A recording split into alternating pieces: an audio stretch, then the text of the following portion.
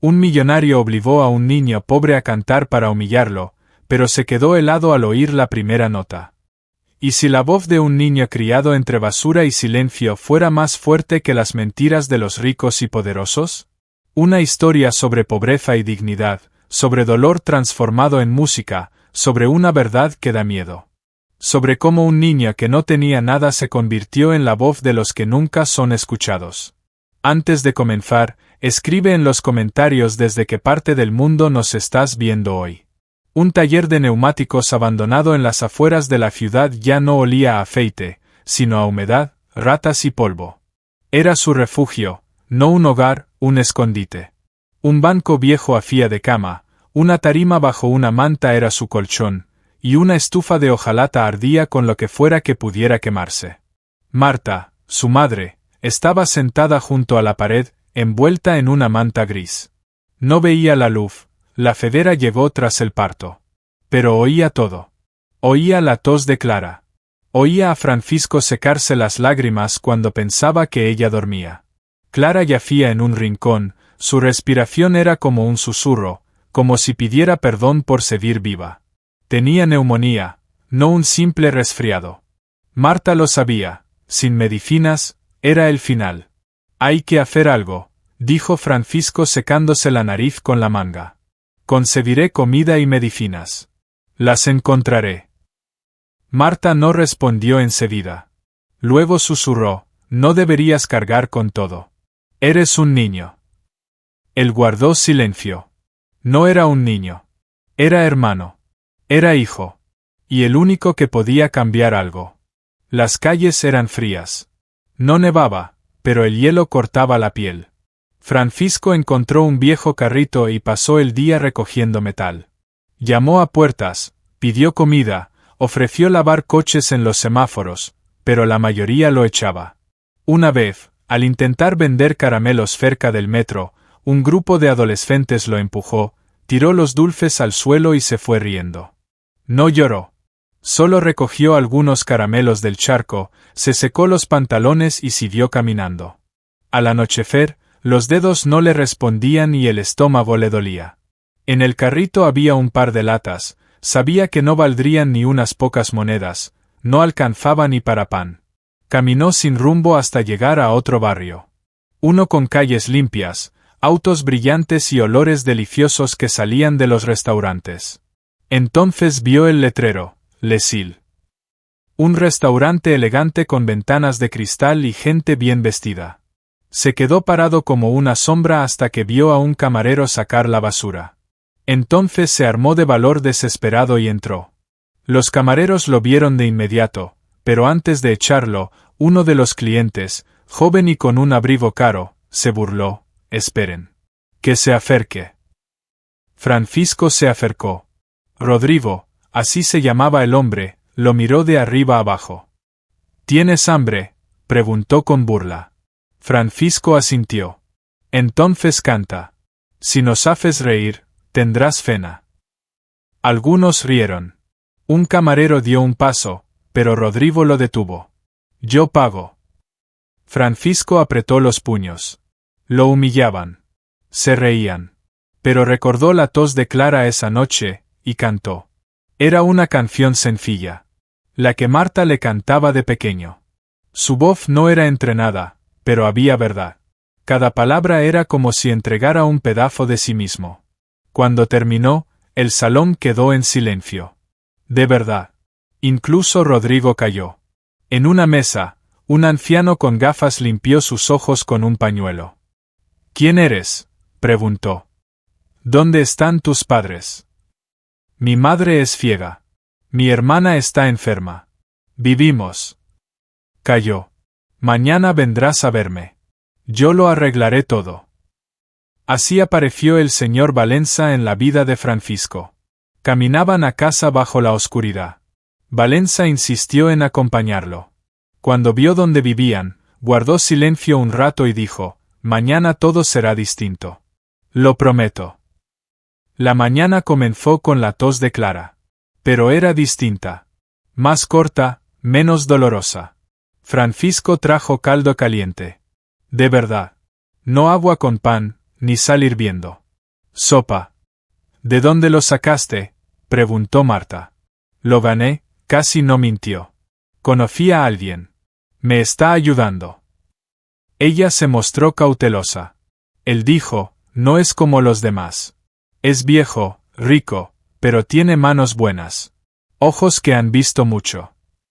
Horas después llevó un coche negro y reluciente. De él bajaron Valença, con bastón, y un médico. No pido permiso, insisto, dijo.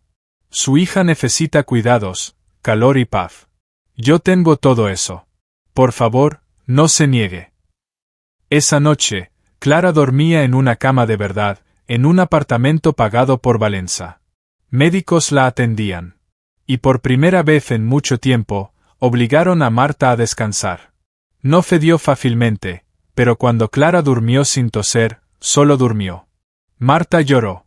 Sin miedo. Francisco, mientras tanto, estaba en el despacho de Valença. El anciano lo observaba con atención. ¿Sabes por qué te creí? No. Porque no pediste. Cantaste. Las súplicas se olvidan. Las canciones no. Fue hasta una estantería, sacó una vieja caja con grabaciones, y puso una. Una voz de mujer, limpia, fuerte, temblorosa. Era mi esposa. Murió hace muchos años. No volví a escuchar esta grabación, hasta que te oí. Apagó la música. No eres solo un niño de la calle. Tienes fuerza. Quiero ayudarte a descubrirla. Si estás listo, te enviaré con alguien que te enseñará a cantar de verdad. Francisco asintió. No sabía a dónde lo llevaría ese camino. Pero sabía que no quería volver atrás. El maestro Antúnez lo recibió sin muchas palabras. Era delgado, alto y de mirada fría. En su estudio todo era estricto: metrónomos, partituras, un espejo frente al cual Antúnez lo obligaba a cantar. Tienes una voz cruda, dijo, sin pulir, pero rara. Y lo más importante, no mientes. Eso ya es la mitad del trabajo. Las clases eran agotadoras: ejercicios de respiración, dicción, entonación. A veces Francisco ni podía hablar del dolor en sus cuerdas vocales. Pero no se quejaba. Valença lo visitaba una vez por semana. Lo estás haciendo bien, decía brevemente, pero no olvides quién eres ni por qué empezó todo esto. Mientras tanto, en el otro extremo de la ciudad, Rodrigo contrataba a un abogado. Lo consumía la rabia. Sabía que Valença no tenía hijos, que era viudo, medio loco, de otro tiempo. Y ahora, ese muchacho harapiento se había convertido en su proyecto. Voy a destruirlo todo, se prometió. Cree que encontró un nuevo hijo. Que los servicios sociales averigüen dónde vivía ese niño. Que investiguen a su madre, ciega, desempleada, el menor deambulando solo por la ciudad. Eso no es una familia, es motivo de investigación. Y la investigación comenzó. Una semana después, una mujer llegó al apartamento de la familia con una carpeta en mano. Sonrisa oficial, mirada fría. Hemos recibido una denuncia anónima, dijo. Se informó que el niño se encuentra en un entorno social peligroso. Debemos verificarlo. Marta, como siempre, se sentó derecha. Estaba pálida, pero tranquila. Pregunte lo que quiera, dijo. No tememos a la verdad. Francisco estaba en la habitación, tomando la mano de Clara. La inspectora hizo preguntas, revisó documentos, se interesó por los ingresos, los tratamientos médicos, las condiciones de vida. Valença también estaba presente. Yo financio todo de manera legal: contratos, facturas, recibos, todo es transparente, afirmó. Finalmente, la comisión se marchó sin comentarios, solo diciendo: analizaremos la información y nos pondremos en contacto.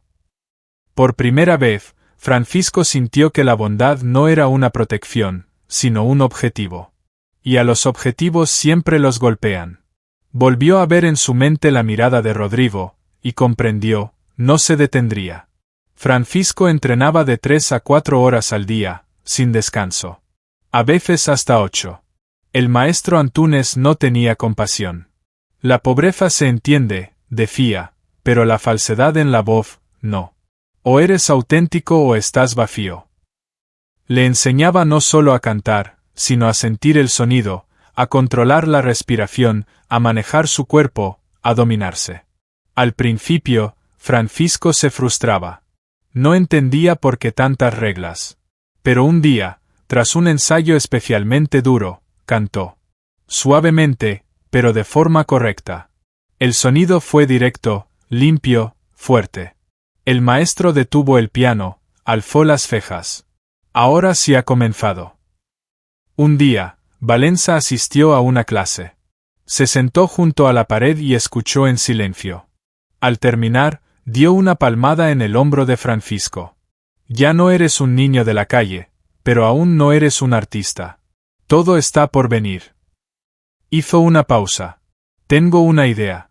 En un mes será el baile del Fondo de Artes. Soy uno de los patronos.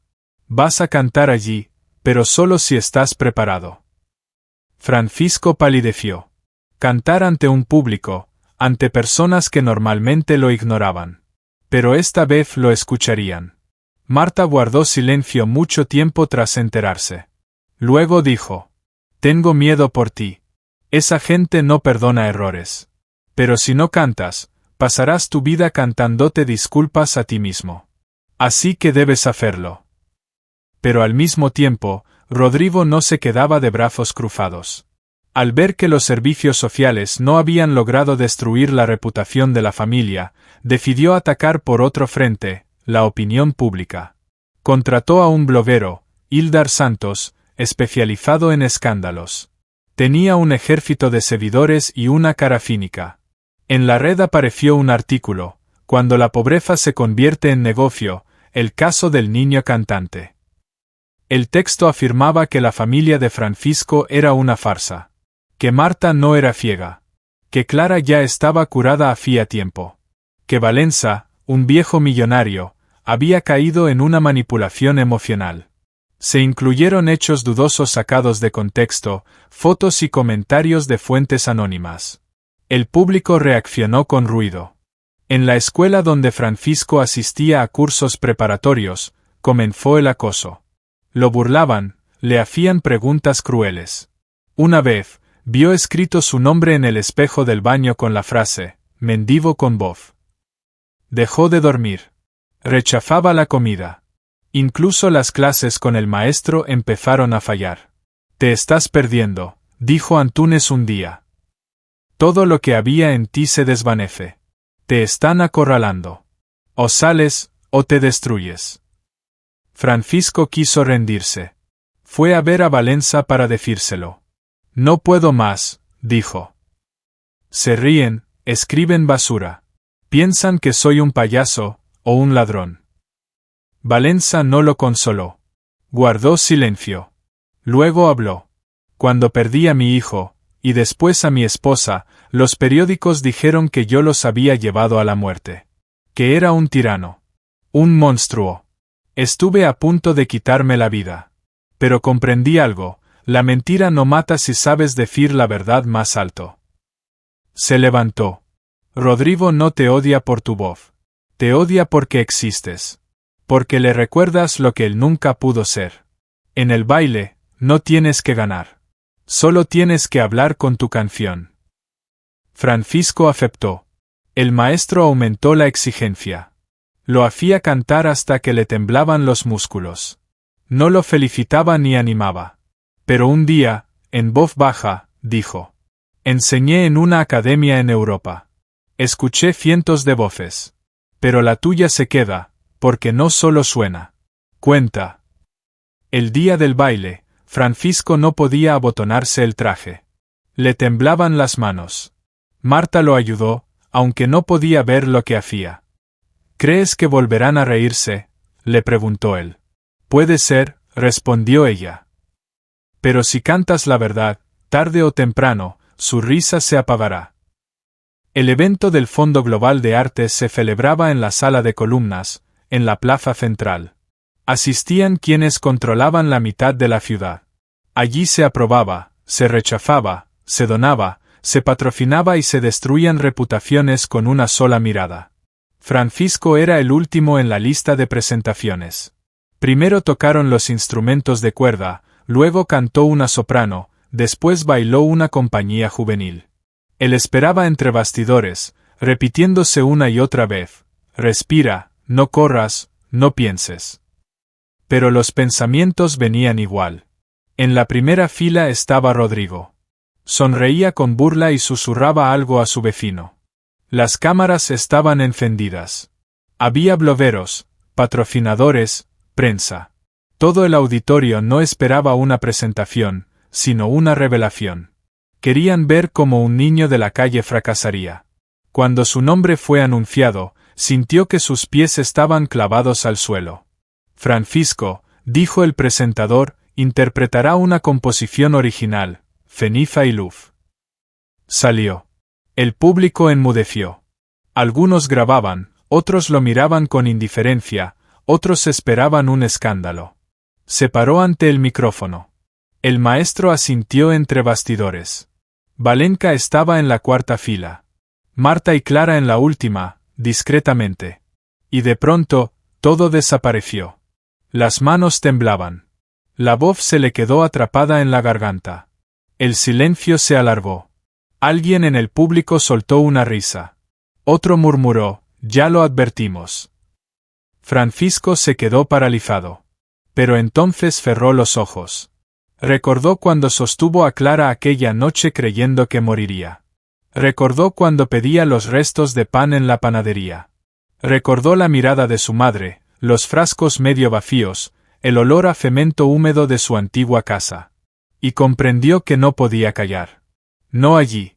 Respiró y empezó a cantar. Era una canción compuesta por él mismo, con la guía de Antunes. Comenzaba casi en susurros, como una confesión: yo era nadie, no me oyeron. ¿Y ustedes? Miraban hacia otro lado. Pero la luz está abajo, más suave que la de quienes gritan con monedas. La canción crecía. No tenía brillo técnico, pero sí palabras que cortaban. Llevaba una pregunta para todos los oyentes. ¿Cuánto vale la verdad y quién decide ese precio? ¿Quién les dio derecho a no mirar? Cuando terminó, hubo un silencio largo, insoportable. Y luego, el público se puso de pie. Primero una persona, luego otra, después toda la sala. Los aplausos no eran para un artista, eran para alguien que no se rindió, que cantó desde el alma. En Internet, la grabación se subió en menos de una hora. El vídeo se volvió viral.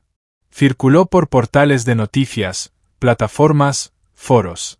Los seguidores del bloguero santo se dividieron. Algunos decían que era todo una farsa, pero la mayoría sintió que era real. Rodrigo salió del evento enfurecido. No podía creer lo que veía. Había perdido, no porque Francisco ganara, sino porque la verdad fue más fuerte que su mentira. Al ver el apoyo social, los servicios sociales cerraron la denuncia. Todos los documentos fueron validados. El estado de Clara se estabilizó. Los estudios de Francisco fueron oficialmente patrocinados.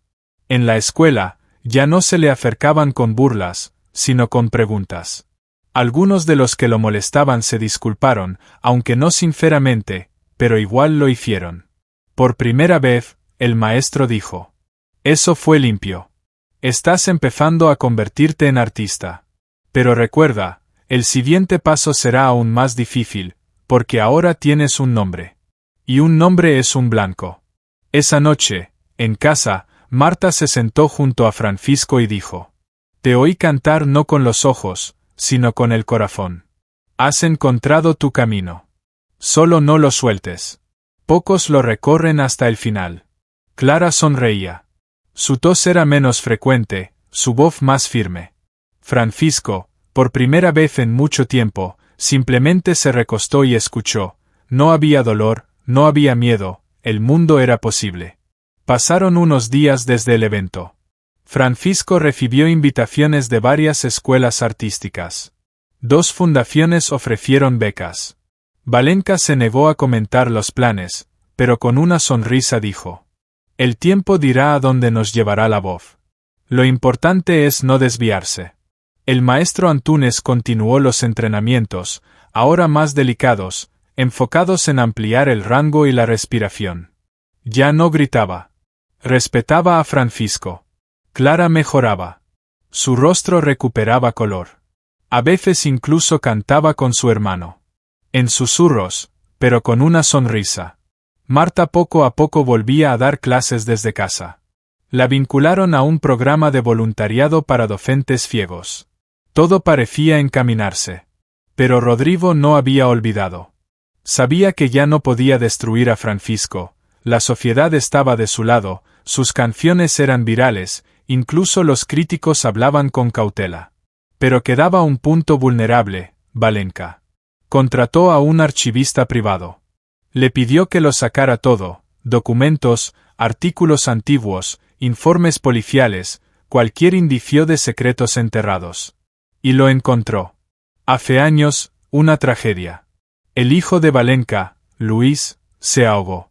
Y meses antes, un divorcio, escandaloso pero silenciado.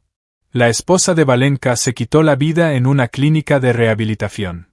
Los médicos entonces hablaban de trastorno límite, matrimonio difícil, mucha presión. Pero había otra figura, un psicoterapeuta, amigo de la familia, mencionado frecuentemente en los diarios personales de la esposa. Desapareció justo después del funeral. Y ahí estaba él, en una foto antigua, de pie junto a Valenca y su hijo. En una esquina, una nota, perfil de Evandro Almeida, especialista en trabajo con adolescentes, empleado de la Fundación Cultural Síntesis. Rodrigo no lo encontró por su nombre, sino por su rostro. Había cambiado su apellido, vivía en otro país en silencio, pero seguía vivo, y su historia no era heroica. Cartas, rumores, denuncias informales. Nada penal. Todo había sido encubierto. Pero Rodrigo comprendió, si se empujaba un poco, todo podía salir a la luz, con titulares que subrayaran el silencio de Valenca, insinuando que él sabía, pero lo había encubierto. La periodista contratada por Rodrigo comenzó a recopilar material. Contactó a una pariente de la esposa fallecida. Ella habló con cautela, siempre pensé que no fue tan simple. Pero Valenca, en ese entonces, todo se encubrió. Que ahora se sepa la verdad. Comenzó el trabajo en una serie documental. La preparación fue secreta, pero rápida. Rodrigo editó personalmente el guión. Hagan de esto una tragedia, pero dejen suficientes pistas para que el espectador imagine lo peor. Mientras tanto, Francisca y Valenca se reunieron con jóvenes músicos. Una fundación propuso organizar un concierto benéfico en solitario. Faltaba poco tiempo. Francisco sentía que Valenca se había convertido en más que un mecenas. Era algo así como un padre, no por sangre, sino por elección. Una confianza silenciosa y delicada, pero creciente. Si pudiera recuperar a quien perdí, dijo Valenca mirando por la ventana, no guardaría silencio. Francisca no entendió a qué se refería, todavía. Pero pronto lo haría. Cuando se estrenó el primer episodio de la serie documental, el mundo pareció tambalearse. El título era impactante, El secreto entre las notas. ¿Quién se escondía detrás del rostro del gran benefactor? Fotografías recortadas, frases incompletas, imágenes de la esposa, el hijo y Evandro en primer plano. Y la narración. ¿Por qué los hombres poderosos callan las tragedias? ¿Qué ocurre detrás de las puertas cerradas de quienes enseñan a otros a ser mejores? ¿Y qué precio pagan los niños? Internet estalló. No todos creyeron, pero todos hablaron. El nombre de Valenca volvió a sonar, pero ya no como un héroe, sino como una figura con un pasado oscuro. Francisco vio la noticia regresando de un ensayo. La leyó en silencio. Luego apretó su teléfono hasta romperlo, no de rabia, sino de dolor. Fue a ver a Valenca, que estaba sentado en la oscuridad, sin decir palabra. ¿Es verdad?, preguntó Francisco. No lo sabía, respondió Valenca. O no quiso saber. Y cuando entendió, ya era tarde. Intenté compensarlo. Ayudé a familias, a niños, con mis propios recursos. En silencio. Sin titulares. Se levantó. Pero la verdad alcanza a todos, incluso a los que callaron por hacer el bien. La historia de Francisco no ha terminado. Pero una sombra ha caído sobre su Salvador. Ahora el muchacho deberá decidir quién quiere ser en este nuevo conflicto. ¿De qué lado estar? Y cómo no convertirse en rehén de los errores ajenos. Está nuevamente al borde del abismo. Pero esta vez, el abismo no es entre pobreza y fama, sino entre confianza y duda. Y cuando vuelva a subir al escenario, cantará no solo por él, sino también por quienes lucharon para que su verdad saliera del pasado, o por aquellos que intentaron enterrarla.